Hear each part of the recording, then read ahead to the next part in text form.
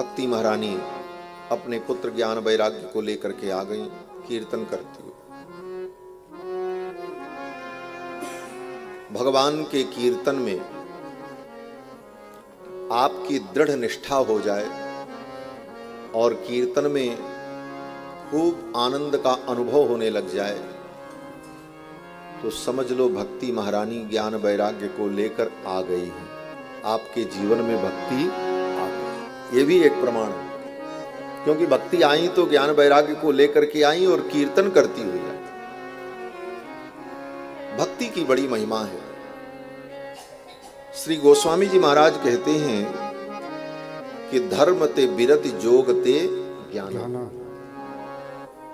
ज्ञान मोक्ष पद वेद बखाना। धर्म ते बिरति जोग ते ज्ञान, जो धर्म का ये विविध आचरण है,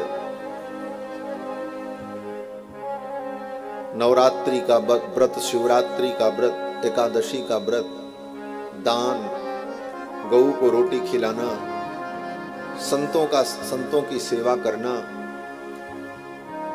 परोपकार करना, तुलसी में पीपल में जल देना, पवित्र तीर्थ में जाकर के दर्शन करना, नदी सरोवर में स्नान करना, विविध प्रकार के दान देना, वर्ण धर्म के अनुकूल जो शास्त्र के नियम हैं उन नियमों का अपने जीवन में पालन करना, इसी का नाम धर्म है। और इसका फल क्या है? तो कहते हैं कि धर्म ते बिरति, अगर आपने धर्म का पालन किया, धर्म का जो विविध आचरण है, दान यज्ञ तप तीर्थ जप सेवा समर्पण, इन सारे धर्म का फल क्या है? बोले धर्म ते बिरति।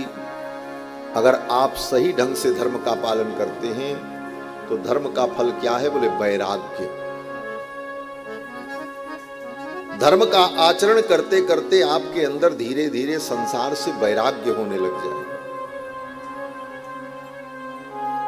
धर्म ते बिरति और जोग ते ज्ञाना, और योग के द्वारा ज्ञान उत्पन्न होता है। और ज्ञान से क्या होगा? बोले ज्ञान मोक्ष प्रद वेद बखाना। ज्ञान से मोक्ष होगा, मुक्ति मिलेगी।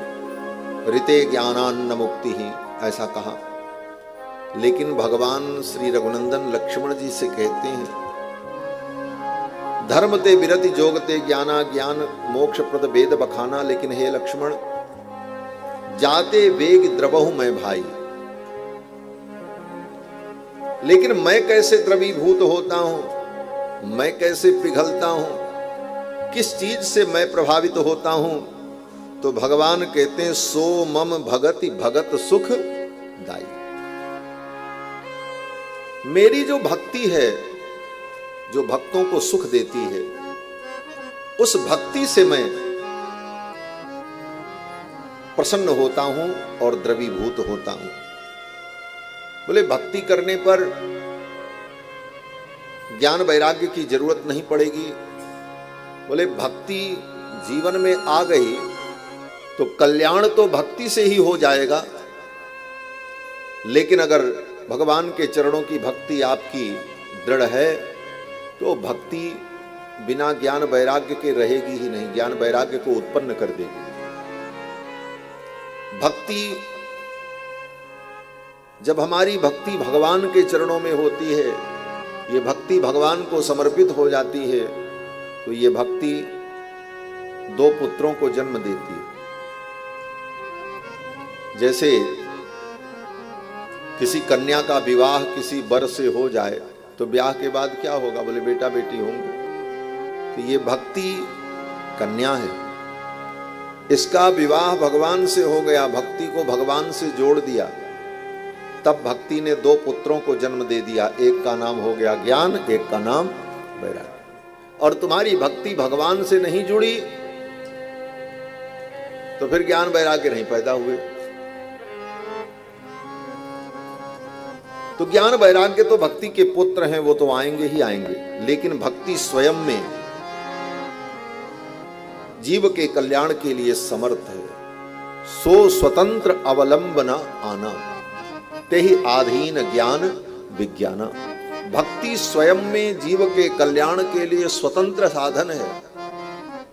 और ज्ञान विज्ञान, बोले ज्ञान विज्ञान तो उसके पुत्र हैं, वो तो रहेंगे ही रहेंगे, लेकिन भक्ति ज्ञान विज्ञान के अधीन नहीं है, अपितु भक्ति के अधीन ज्ञान विज्ञान। सो स्वतंत्र अवलंबन आना ते ही आधीन ज्ञान विज्ञान। ये भक्ति की महिमा है। ये भागवत भक्ति शास्त्र है। इसको समझने के लिए भक्ति की जरूरत है, बहुत पढ़ने की जरूरत नहीं। बड़े बड़े संस्कृत के धुरंधर विद्वान एक एक पद की व्याख्या और व्युत्पत्ति करने का सामर्थ्य रखने वाले विद्वान, भागवत पढ़ करके भी सुन करके भी उनके हृदय में प्रेम का संचार नहीं होता। लेकिन जिसके हृदय में भगवान की भक्ति है, वो भागवत के श्लोक का पद पदार्थ पद विच्छेद करके समझ ना सके, लेकिन कथा सुन करके उसका हृदय भर जाता है। क्यों? बोले ये भक्ति शास्त्र है। भक्त्या भागवतम शास्त्रम। इस शास्त्र को भक्ति के द्वारा ही जाना सकता। तो भक्ति की महिमा ही भागवत है। लेकिन ये भक्ति मिलेगी कैसे? तो गोस्वामी तुलसीदास जी महाराज लिखते हैं, भगवान श्री राम स्वयं कहते हैं कि भगति तात अनुपम सुख मूला। ये भक्ति समस्त सुख का मूल है। लेकिन ये कब मिलेगी?